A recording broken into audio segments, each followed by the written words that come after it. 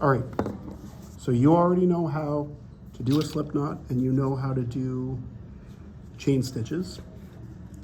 Once you've worked up a few chains, you will see that it's kind of a flat ribbon, and there's two sides if you're looking at it. One of the sides is kind of flat along the top, and one of the sides is a little bit more bumpy along the top. And if you're looking at the bumpy side, you can see that there's one thread kind of in the middle of two. So that's not the side I want to be looking at. I'm going to flip this guy back over because I want to find the flat side to work with. So once I've found my flat side, I'm going to take my hook.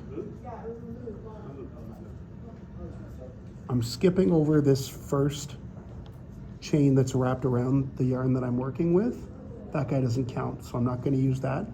I'm going to go back and use my hook to go under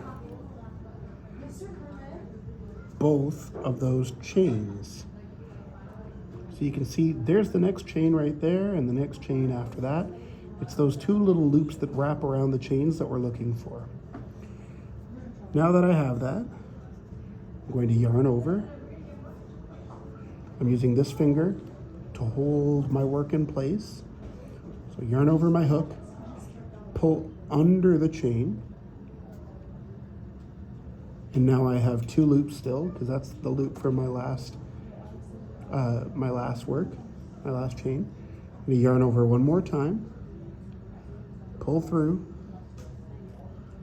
and that's a single crochet stitch. So now I look to the next chain that I had made, and I'm going to go underneath the two top loops.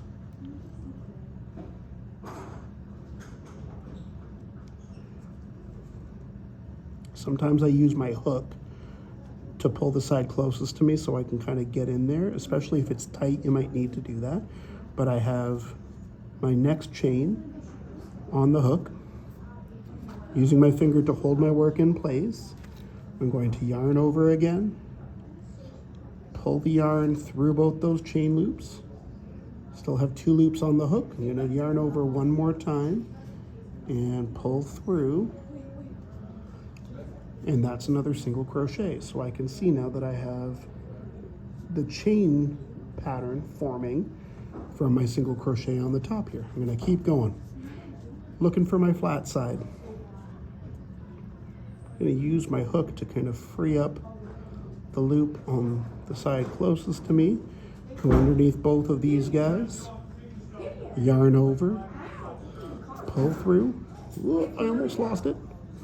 Yarn over one more time, pull through again, and repeat. And this is your single crochet. You'll also start to see that chain pattern is forming again. When I get to the end of my stitches, I'm just going to turn around and work back the other way, the exact same way, where I'm looking for those two loops and poking my hook underneath both of them. This video is getting long, but that's okay because you can see me do it, a few repetitions of it. This first row of single crochets after the chain is always, to me, the most frustrating piece. After you finish this first row, everything starts to feel a little bit easier.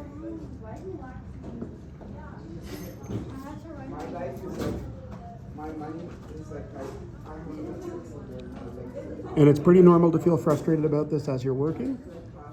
Don't worry, we will practice again next week.